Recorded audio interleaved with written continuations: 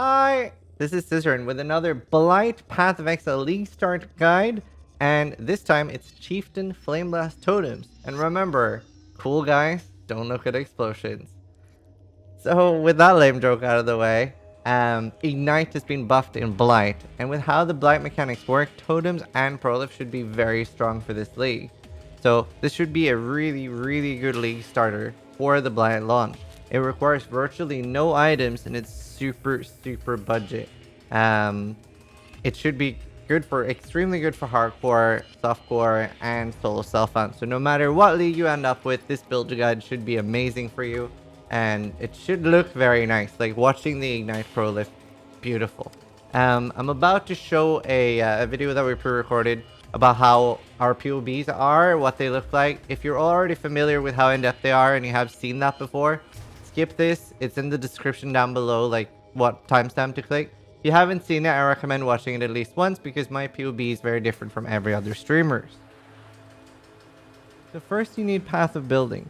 Path of Building is a third-party program that you can download, and it's in the description down below. It's completely safe, and most people use it. It's a very powerful tool that lets you plan out your builds and import items, stuff like that. Now, once you have Path of Building, you can go and import the Path of Building link here by pasting it here. Once you have that, it should look, well, it depends what build you're importing, because I'll use this for everything. But it should look like the build of the video you're watching. And what we do, and I'm using a Gladiator Thunder Cyclone build here as an example, I show a step-by-step of what the skill tree looks like at certain levels. So at early levels, it's very easy, especially if you're a new player, to follow. And I also say when to ascend, and the ascension points are generally here, and I'll talk about that in the specific video as well and why things are chosen. But as you can see, the skill tree is evolving over time, and sometimes there will be variations for, you know, if it's like different weapons, if it's one-hander, two-hander, and a lot of things like that. But wait, there's more. Under the skills, we usually do all like the different skills plus the leveling one. I'm trying out a new sort of like alphabetized group. So this is like your main attack skill.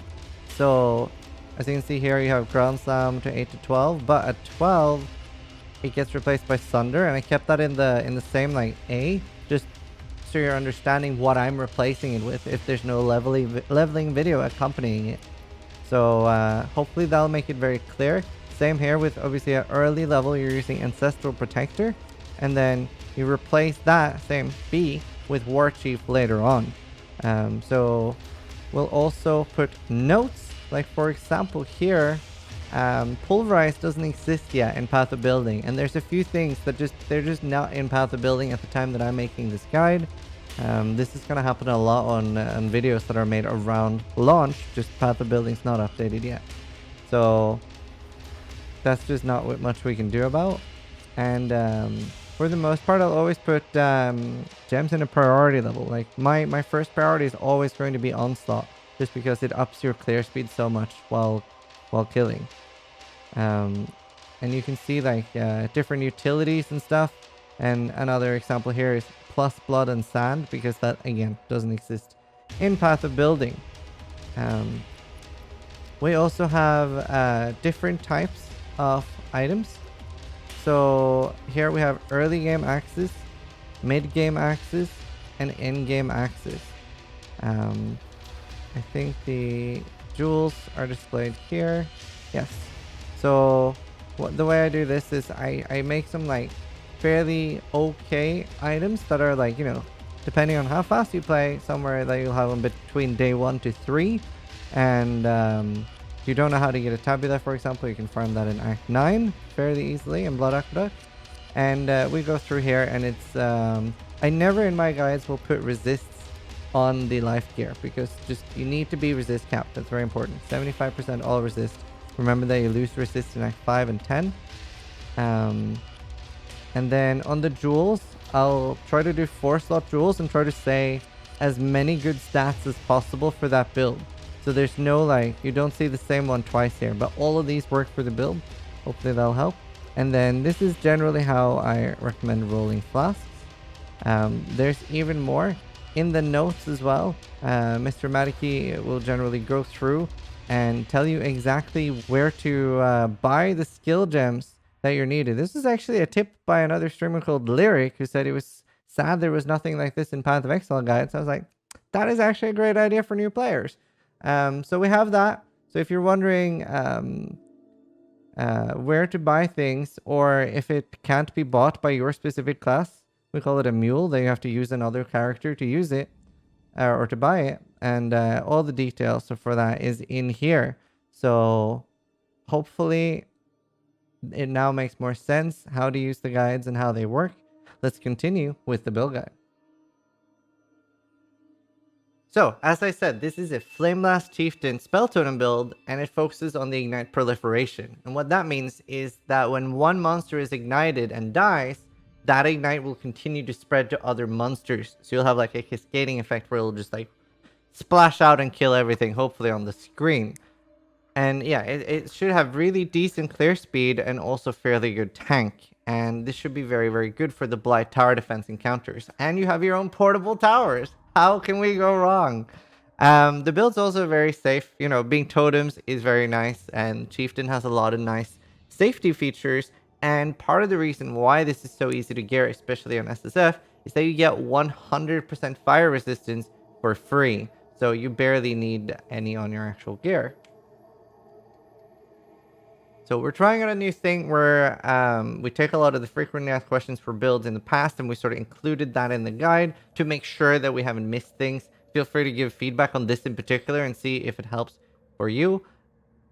As for gems, you have lots of empty slots. You can actually probably level gems. There's not that many gems in the actual setup, so lots of space to level gems for sale or for your next characters if you're on SSF. As far as mana issues goes, it shouldn't be massive. Like the totem itself is very, very cheap to cast. Early during leveling, you can just use a low level clarity. Vol clarity should be nice as well, just to like get free mana cost. We're not using mind or matter or anything, so there's not that much to do with your mana to begin with. So I think fairly early on you should feel that you don't need a mana flask at all. And just a little bit of regen should be enough. Arcane Surge from Flame Dash is going to help out quite a lot as well. So there should be no mana problems on this build. Level uniques that are pretty good is Ashcaller. POB hasn't updated with it yet, but it now should have fire damage over time multiplier, which is going to be a huge thing for this because we're doing Ignite. Troll Timber Spire should be fairly easy or fairly good as well. However, it might not be easy to get at the start of a league. So Arcane Surge and using Flame Dash to get that is going to be really nice for this build. And if you want Fortify, you're going to have to Shield Charge for that. So the primary defense for this build is going to be life. You're going to have quite a bit of regen as well. And the totems are going to be like, it's very defensive to have totems. For example, when we take the Aro Hongoi Ascendancy, enemies near your totems deal 8% less damage, which is very big. And just the totems being there themselves and like taking aggro off the mobs, very nice to play a totem build. This should be fairly easy for bosses as well because you can slap down totems. You have very high like totem placement speed, then you're mostly just you get a lot of time to just move around, and being able to be very mobile is a really strong defense. Your main sustain in this build is mostly regen, and you do have life flasks on top of that as well. I mostly like having either bubbling or seething just as a panic button in case you're taking big hits. If you can get either anger or malevolence restoration aura, so you can restore both of them easier, maybe pop an enlighten in, then that is really strong as well. And you do have a couple of strong like Watcher's Eye mods for both anger and malevolence, like fire damage or damage over time. So definitely worth looking at. There are a couple of drawbacks to this build. Obviously, we're a totem build, so we don't have any leech. It's definitely not got the best single target. It should have fairly nice damage, and obviously, being totems, we do have a lot of mobility, which is a huge defense, just being able to move around and dodge bosses. And the other thing is that we're Flameblast, so the totems do have like a ramp up time while the explosion is growing bigger. As far as financial hurdles, there are none. The build is really, really cheap, and you can just continuously, like, over time put more money into maxing the build, but very cheap, very strong build. I want to sum up some of the biggest strengths of this build.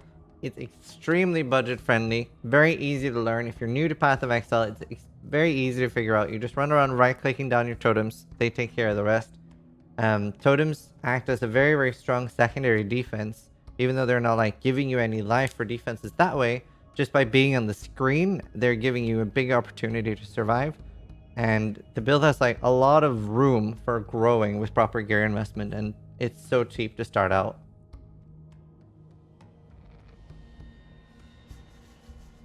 So we start out leveling this with Fireball, and then we switch to Firestorm. You're going to need to mule some of the support gems on a Witch, but you only need to level the Witch to Brutus to get everything you need, and the details on how to do that is going to be included in the notes section on Path of Building. Muling is basically a sort of throwaway character that you only play for a very short amount of time to get a gem that you can't get. You can also buy that from another player if you're in a trade league or you have other friends playing with you. So you're mostly going to be self-casting until you're around 40 to 45. Then you have more access to passive skill points, and you can also get Ignite Proliferation support. Don't forget to grab a spell gem, a spell support totem gem, pretty early on so you can level it up. You don't want that to be like level 1 when you switch, because then it's going to get killed very easily. For bandits, you're actually going to kill all of them. We're not going crit, and Oak and Kraton are pretty garbage. So you want the +2 skill points. And once you get enough points to have Ancestral Bond and a few of the totem nodes, you can then transfer over to Flameblast Totems. Also, try to get a Vauche Flameblast. It's not the best on totems. The way it works is you basically throw down your Vauche Flameblast and then instantly switch to other totems. But it's a decent amount of chunk damage for bosses. As for items, here are some examples. We have included some resists here, which we normally don't. That's more to showcase how little you need and how much you get from the actual 100% fire resistance from Tesalio. So you can see that here we're like over resist capped, and there's like barely any resist on the gear. So it's a very, very easy to get resist capped. Obviously, you don't necessarily need it on your rings, just get it anywhere. Some other good choices here for early on. Tabitha Rasa can be farmed in Blood Aqueduct. Combs Roots are pretty nice.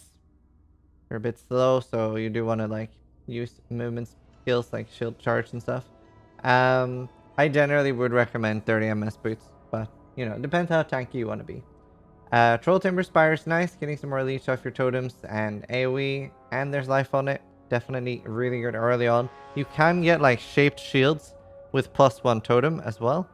There is a new boot called Torch Oak, which should be really good. They don't have life on them, sadly, but they have a lot of good stuff for totems. They are not in POB yet, and we're going to show a picture of it here in the background. Very, very nice. For this build, when I'm recording it, the POB hasn't been updated yet, so we're hopefully going to have that updated by launch. You might even have the updated version watching this video right now, but some of the items, like for example, Ash Collar and on rares. So we don't have fire damage multiplier on items right now, but in 3.8 that does get added, so tomorrow we have it. And that's on quite a lot of items.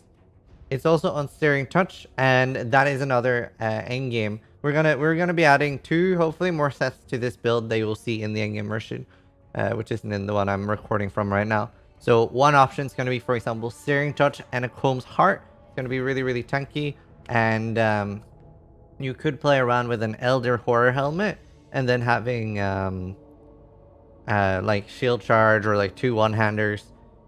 So there's lots of options to play around with. Depends if you're Soul Self, and then obviously a Horror Elder Helmet is going to be pretty hard to get. It's going to be very similar to how like Righteous Fire helmets are made. Other than that, this is all pretty straightforward so far. And you have Witchfire Brew for the curse here and the damage over time. Spire of Stone makes your totems tankier, and more importantly that they can't be stunned. We have some examples here of jewels. Obviously this would be fire damage over time multiplier, which again isn't in yet. Damage over time, totem damage, max life. There's also other mods like burning damage, increased life. Lots of good things you can get on totems for jewels. Flasks, always make sure that you have heat for freeze immunity, staunching for bleed immunity, and warding for curse immunity. These are the 3 most important ones. You need to get that either on your gear or on your flasks. And after that, grounding is really, really good for shock immunity. Also, make sure that you have a life flask that's either seething or bubbling. If you're using a Combs Roots, you don't need to use a heat flask. You'll still get frozen whenever you do get frozen, but because you can't get slowed, it doesn't actually do anything. Which is nice for like a few clunky mechanics in the game. So yeah, Combs Roots, don't need freeze immunity, it's great. If you find that you're not clearing super fast and you're always running out of Alchemist Quicksilver charges, you can try switching to your Chemist. If you're going at a slow pace and you're picking up a lot of items, it can speed you up. Another option to the Witchfire Brew is that you can also use a Cinder Swallow, which can be pretty nice. For Pantheons, Lunar's upgraded with Anti-Chain is really, really nice. Chain maps are going to be very scary until you get this because projectiles from your enemies will chain between your totems. For smaller Pantheons, I'd say the best one is Shakari. Upgraded with poison immunity is very big. Being able to ignore poison is very nice. Other than that, smaller ones don't matter that much until you get that. Hopefully this guide is helpful for you. Feel free to give feedback, especially on the like Q&A thing that we put in the middle of it. Hope that helps. If you like the video, check out all the like sellout stuff below in the description if you want to help support the channel. And if you have any questions or there was something we forgot or missed, we are making quite a lot of guides, but you can drop by my Twitch channel, twitch.tv/Zizaran, and just ask any questions there and we'll update the guide and video and stuff. And best of luck in Blight. Hope you get a lot of loot early 6th. Good luck.